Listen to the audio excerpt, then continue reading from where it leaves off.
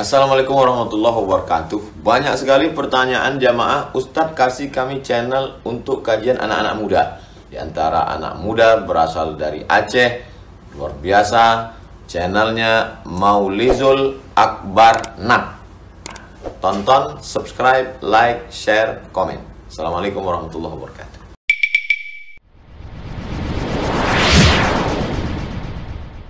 Assalamualaikum warahmatullahi wabarakatuh.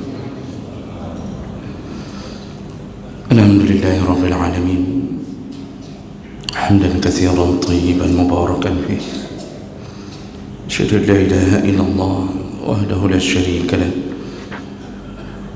Wa asyhadu anna Muhammadan 'abduhu wa rasuluhul karim. Allahumma shalli wa sallim على نبينا المصطفى محمد وعلى آله وأصحابه أجمعين. أما بعد، رب اشرح لي صدري ويسر لي أمري واحلل عقدة من لساني يفقهوا قولي. Segala puji bagi Allah, kemudian salawat dan salam pada Rasulullah, pada keluarga dan seluruh sahabat-sahabatnya yang Allah muliakan insyaAllah. Bapak-bapak, ibu-ibu, jemaah salat subuh yang berhadir karena Allah, mudah-mudahan Allah balas setiap langkah dengan pahala yang berlimpah insyaAllah. Kita sambung pembahasan tentang tanda-tanda kiamat kecil sebelum terjadinya kiamat besar. Di pertemuan yang lalu kita membahas bahawa di antara tanda yang dikabarkan oleh Nabi SAW yaitu maraknya penipuan di dalam bisnis atau di dalam transaksi perdagangan, jual beli, ya. Jadi ini menjadi salah satu gambaran kehidupan masyarakat di akhir zaman. Menipu menjadi sebuah hal yang dianggap biasa, mencari uang dengan jalan, ya, melakukan kedustaan, penipuan, baik transaksi offline ataupun transaksi online. Ini hal yang kita lihat sehari-hari, ya. Maka sungguh cukup banyak hari ini orang-orang yang menjadi korban penipuan dalam usaha orang lain mencari rezeki, ya. Baik, kita lanjutkan berikutnya. Tanda berikutnya yang dikabarkan oleh Nabi SAW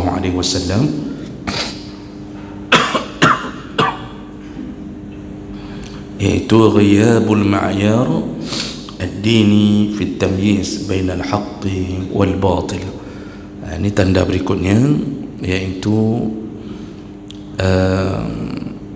hilangnya parameter kebenaran, ya, dalam menilai yang hak dan yang batil, ya.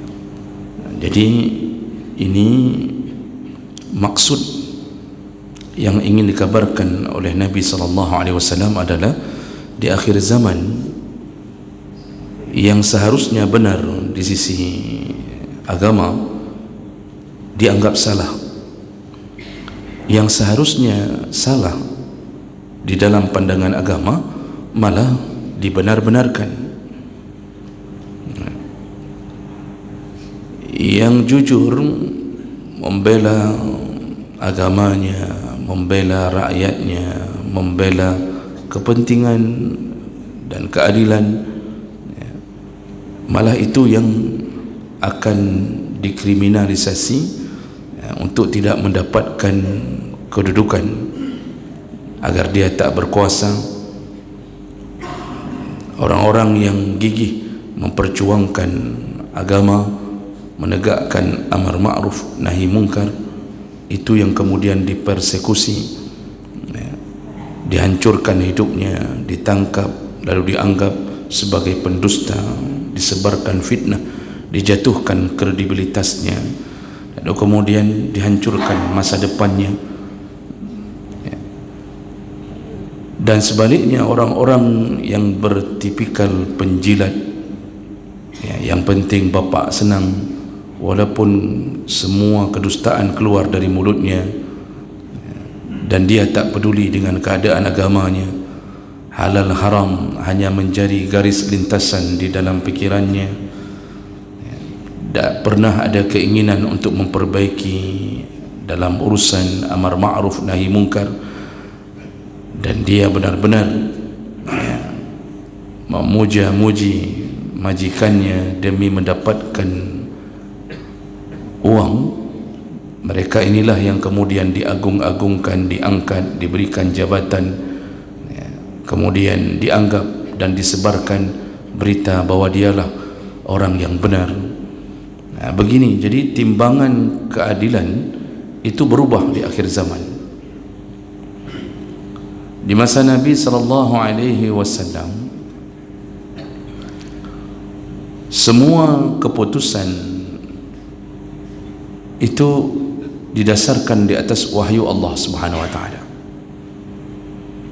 Makanya Nabi ketika mengatakan kepada para sahabat, "Lau anna Fatimah sarqat", seandainya anakku Fatimah mencuri, laqata'tu yadaha, pasti ku potong tangannya.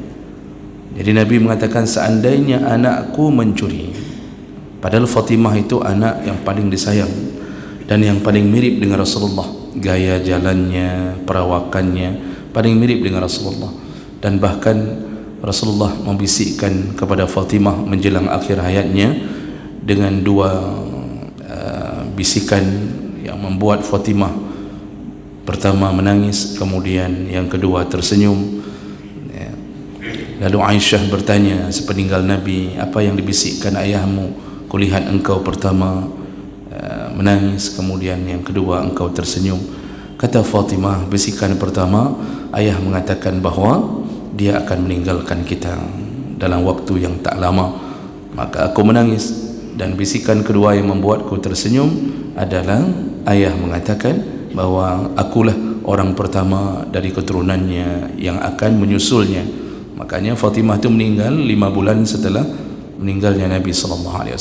Jadi begitu dekatnya Rasulullah dengan Fatimah. Namun urusan keadilan, urusan penegakan hukum, urusan agama, Rasulullah tak peduli, walaupun itu anak kesayangannya. Kalau mencuri tetap dipotong tangannya. Hari ini demi anak, bapaknya rela mencuri, bapaknya mengubah konstitusi, bapaknya, pamannya bekerjasama, membuat semua kekacauan, semua korupsi demi anak. Jadi bukan anak lagi yang mencuri, bapaknya mencuri demi anak. Kalau bapaknya sudah pencuri, jangan tanya anaknya. Dan ini hari ini dilegalkan, dianggap oleh para penjilat bahwa ini hal biasa. Yang penting kita berkuasa. Yang mau mencoba mengubah keadaan menjadi kembali baik dalam pandangan agama, maka mereka akan dikejar, mereka ditangkap, lalu kemudian dihabisi. Begitulah keadaan di akhir zaman.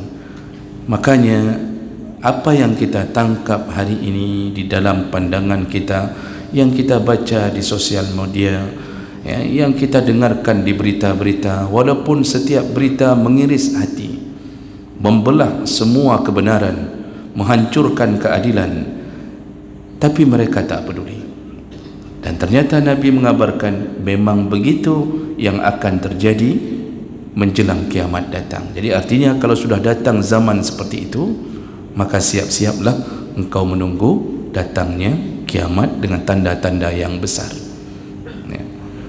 Jadi jemaah melakukan Allah, ini perkara yang sebenarnya kita yang orang beriman itu tidak tahan, Pak. Kita ingin menyuarakannya dan kita berharap kita diberi kuasa untuk menegakkan keadilan, menghancurkan maksiat. Namun keadaannya tak mudah untuk membicarakan itu. strategi apapun kita lakukan, ternyata takdir Allah mendahului kita, Nabi harus benar dalam mukjizatnya, dan belum saatnya kita beruzlah, iaitu mengasingkan diri, tidak bicara tentang kebenaran. Belum saatnya, bukan waktunya kita menghindar ke gua-gua lalu masuk mengunci pintu rumah dan membiarkan masyarakat dalam maksiat. Jadi jemaah melakukan Allah Subhanahu wa taala, keadaan ini digambarkan oleh Nabi sallallahu alaihi wasallam melalui satu hadis, hadis riwayat Ahmad dengan derajat yang sahih dari Abdullah bin Umar radhiyallahu anhu qala Rasulullah sallallahu alaihi wasallam, Rasulullah berkata, la taqumus sa'a, tidak akan terjadi kiamat, hatta, kecuali akan datang, yaitu keadaan yukhawwinal amin wa yu'tamanal kha'in,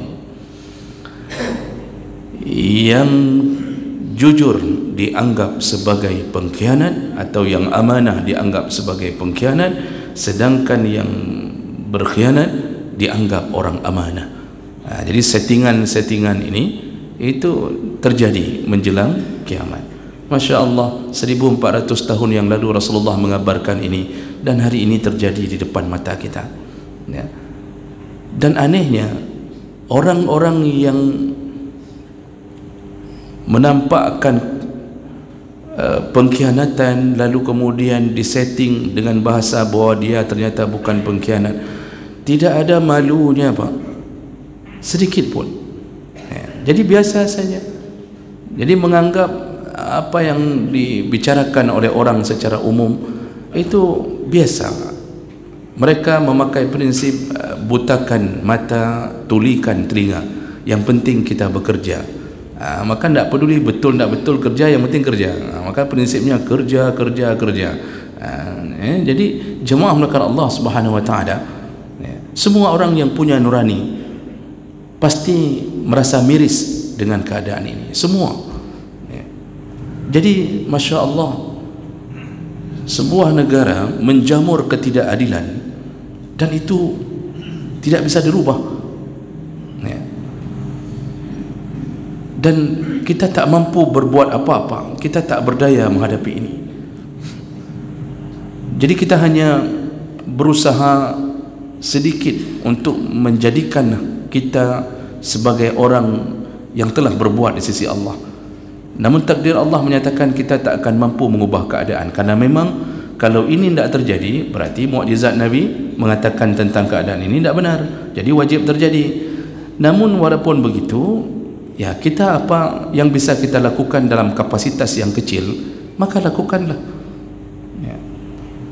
Paling kurang qu anfusakum wa ahlikum nara, jaga dirimu, jaga keluargamu dari api neraka.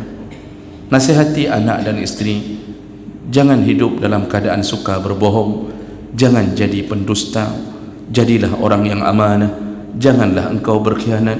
Jadi nasihatilah seperti Luqman menasihati anaknya. Kalau kita tak dapat kedudukan untuk mengubah satu negara, berbuatlah apa yang mungkin. Kami masih diizinkan untuk berbicara di atas mimbar, di depan mik, maka kami akan katakan apa yang mungkin kami katakan. Alhamdulillah, dalam keadaan seperti ini pun kita masih harus tegar hati untuk mengatakan ini, dan saya yakin tak semua orang akan mau mengatakan dengan gamblang masalah ini, ya. Kenapa? Itu beresiko. Karena di antara jemaah-jemaah masjid kita pun tak tahu, ada yang datang ikhlas hati untuk menuntut ilmu, ada yang datang memang ingin mendengarkan kebaikan, ada yang datang untuk bertajassus, menguntit-nguntit, mencari-cari tahu, ya, siapa ustaz yang berani ngomong dengan keras, siapa ini, siapa itu, dicatat, nanti ujung-ujungnya ditangkap. Saya tidak bisa membaca jemaah-jemaah itu di mana-mana masjid, karena tampilannya tampilan ahli surga semua, tapi bisa saja di antaranya ada yang datang hanya untuk mencoba mengorbankan kebenaran. Yang penting gaji keluar, ya. Masalah kebenaran tertutupi. Nah begitulah keadaannya jemaah melakukan Allah Subhanahu wa taala. Dan akhirnya kalau kita baca sejarah, ternyata kita ini kembali ke zaman para nabi, ya, yang memang dari dulu sudah mendapatkan ujian Allah Subhanahu Wa Taala seperti keadaan hari ini. Makanya kan agama itu, kata Rasulullah, Islam itu bada al-islamu agama itu datang dalam keadaan terasing, aneh, ya. Maksudnya orang menyembah berhala, tiba-tiba Rasulullah datang untuk mengubah keadaan, untuk menyembah Allah. Tapi bahasa Nabi memberi isyarat, nanti di akhir zaman keadaanmu akan kembali seperti di awal. Engkau dianggap aneh ketika engkau membela kebenaran di tengah-tengah para pendusta. Ujiannya para nabi itu berat. Jadi kita dikembalikan oleh Allah. Rasakanlah bagaimana para nabi dulu berjuang menegakkan kebenaran. Di antaranya, kalau kita lihat kisahnya Nabi Musa alaihi salam, Allah Subhanahu Wa Taala menyebutkan, wa qala al-mala'u min qaumi fir'aun atazaru Musa wa qaumahu liyufsidu fil ard wa yazaraka wa alihatak qala sanuqattil abna'ahum wa nastahyi nisa'ahum inna fawqahum qahirun. Musa yang datang membawa kebenaran, ternyata di waktu itu dengan keberanian Musa memunculkan keputusan para anggota parlemen Fir'aun. Jadi Al-Mala' itu pembesar-pembesar dari kaum Fir'aun, atau di bahasa hari ini MPR lah Pak, MPR-nya atau DPR-nya lah. Jadi ini tidak bermaksud bahwa DPR itu memang anggota Fir'aun, tidak, walaupun ada satu dua yang begitu kan, tetapi dulu anggota DPR Fir'aun ini mereka berkata kepada Fir'aun, wahai Fir'aun, apakah engkau membiarkan Musa dan kelompoknya itu menghina Tuhan kita, ya. Kemudian mereka mencoba merubah agama yang kita anut, yaitu menyembah berhala yang telah dianut oleh nenek moyang kita. Jadi mereka bermusyawarah untuk menghancurkan Musa dan orang-orang yang percaya kepadanya. Lalu kemudian Fir'aun berkata, kita putuskan, sanuqattil, kalau begitu kita bunuh semua anak-anak Bani Israel, ya, agar mereka tak bisa melanjutkan perjuangan mereka. Jadi kita putuskan generasinya. Jadi ini terjadi dari masa dulu, yang benar tetapi kemudian dianggap salah. Jadi penguasa menganggap Musa salah, maka keluarlah putusan hukum, habiskan Musa, kemudian habiskan keturunan yang mengikuti Musa. Itu contoh bahwa di masa Fir'aun kejadian bahwa yang benar dianggap salah itu sudah terjadi. Lalu kemudian di masa Nabi Lut alaihi salam, ketika Nabi Lut mengajak mereka untuk taubat dari kebiasaan mereka melakukan homoseksual, apa kata para pembesar di masa hidupnya Nabi Lut itu? Fama kana jawab qaumihi illa an qalu akhriju ala lutin min qaryatikum innahum unasu yatatahharun. Jadi para pembesar dengan rakyat-rakyatnya yang sudah terbiasa melakukan kemaksiatan LGBT atau homoseksual, mereka mengatakan bahwa ini Lut dan keluarganya harus kita usir, harus kita usir, karena mereka itu sok suci. Jadi yang benar dianggap salah, lalu bersatu padu untuk mengusir Lut dan keluarganya. Dan ujung cerita ternyata Allah nampakkan kekuasaannya, dihancurkanlah kaum Nabi Lut ini dengan sehebat-hebatnya kehancuran. Jadi sampai tidak tersisa kota Sodom kecuali dibenamkan di dalam tanah. Allah katakan wa ja'alna 'aliha safilaha, kami jadikan yang atas ke bawah dan yang bawah ke atas. Jadi betul-betul dibenamkan di balik buminya. Makanya hukuman bagi para homo itu naikkan ke atas tempat yang paling tinggi dalam fikih. Bunuh mereka dengan cara naikkan ke atas tempat yang paling tinggi, kemudian balikkan kepalanya ke bawah, campakkan dari atas itu, mati sampai mati di bawah. Tidak mati disuruh sembelih. Itu keadaan di masa lalu. Sekarang malah diberikan panggung, Pak. Yang mencoba untuk memprotes masalah bencong, waria, itu dimutasi segera, Pak. Jerman turun, itu waktu kasus waktu disuruh post up para bencong di Aceh Utara, itu yang memprotes NGO dari negara-negara pelangi ini. Jadi Jerman langsung turun tangan, Perancis turun tangan, memprotes karena sudah viral bahwa ada dianggap pelecehan terhadap kaum waria, disuruh pakai baju laki, disuruh berguling-guling, disuruh jadi laki. Ternyata itu viral, dan ternyata orang yang berani mencegah ini disegerakan untuk dimutasi. Jangan ada lagi begitulah resiko kalau berbuat kebenaran. Jadi tidak boleh protes waria, disuruh nikmati waria, bukan disuruh protes. Nyantingkan palih kaji nomor. Jadi inilah tanda kiamat, inilah dunia yang sedang kita jalani. Padahal dia darahnya halal, Pak, itu melalui kekuasaan vonis pengadilan, itu semua para pelaku LGBT itu dibunuh, hukumannya dibunuh. Tapi yang menyuarakan malah dianggap sebagai orang yang berani melawan kekuasaan, dan kemudian dijadikan sebagai sebuah berita bahwa yang beramar ma'ruf lah yang melakukan kesalahan. Jadi dianggap tidak menghormati hak asasi manusia. Jadi para waria ini dianggap itu hak mereka untuk jadi waria, hak mereka untuk jadi bencong, hak mereka untuk melakukan homo. Apa urusannya sampai kita protes sana protes sini? Jadi sampai begitu dibuat settingan. Dan yang terakhir, jemaah melakukan Allah Subhanahu Wa Taala, ketika Nabi Syuaib memperbaiki keadaan kaumnya yang suka menakar timbangan dengan kecurangan. Jadi kebiasaan kaum Nabi Syuaib ini suka menipu di dalam perdagangan. Mereka pun berkata, qala al-mala'u alladhina kafaru min qaumi la in ittaba'tum syu'aiban innakum idzal khasirun. Maka pemerintahan di saat itu, para pemuka-pemuka di kaum Syuaib pada waktu itu, mereka mengatakan, wahai rakyat, kalian jangan coba-coba ikut apa yang telah diberitakan oleh Syuaib.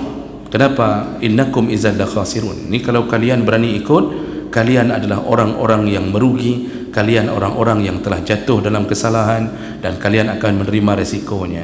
Jadi seorang Nabi diturunkan Allah dengan perjuangan yang begitu beratnya untuk melawan ketidakadilan, dan ternyata hari ini kita mengulang apa yang telah menjadi sejarah oleh para Nabi. Oleh karena itu, jemaah melakukan Allah Subhanahu Wa Taala, tidak ada lain yang bisa kita lakukan, berjuanglah semampu mungkin.